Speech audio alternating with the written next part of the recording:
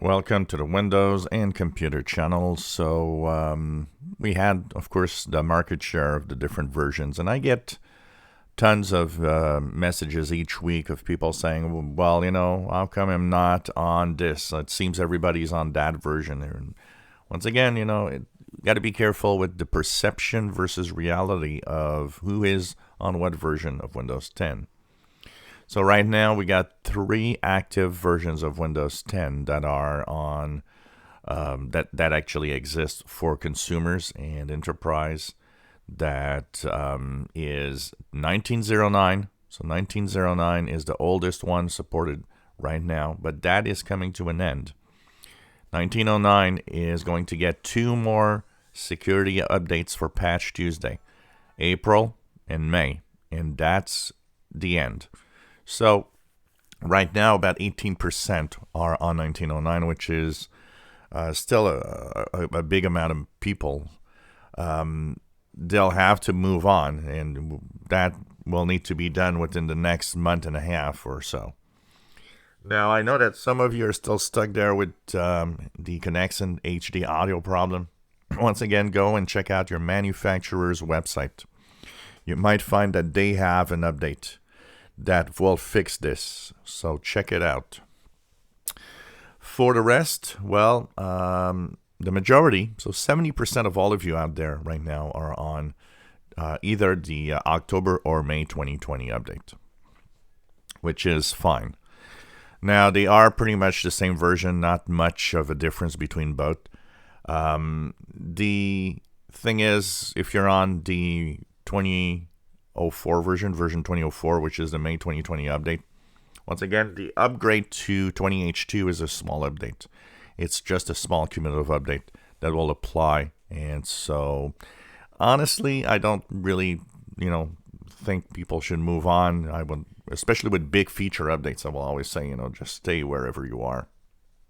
You don't have to move on if you're not in a version that's not going to, that's supported.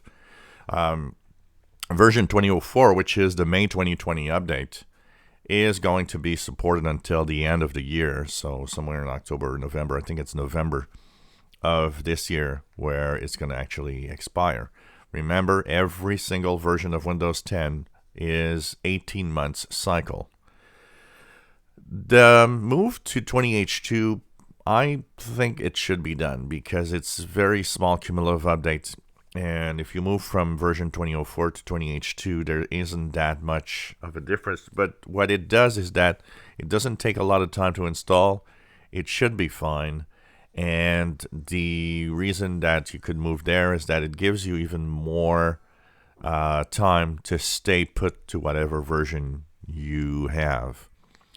So since it's a small update by just doing a cumulative update, you'll know that you'll be okay until early 2022, May of 2022, somewhere out there, with that version. So, I think that should be a move that people should do.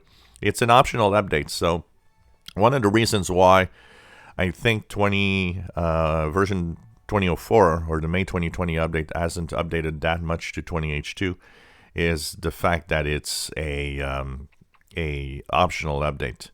Where 1909, if you are on 1909, you're actually being forced upgrade to 20H2 right now.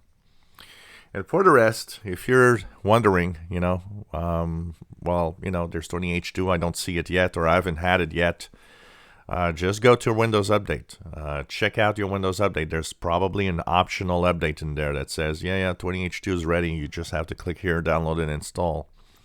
Because when your version of Windows is supported, you're not forced to upgrade unless you're getting at the end of support. And like I said, there's still 6 months of support for version 2004. So it's not yet the time they are actually pushing you. Usually it starts around 3 months, and the 3 months mark before the version expires, they start slowly pushing people towards the next version. And the other thing that you can do, and that's the last thing, because I get a lot of people saying, well, I do see that I'm getting offered 20H2. I know that 21H1 is soon to be here. What should I do?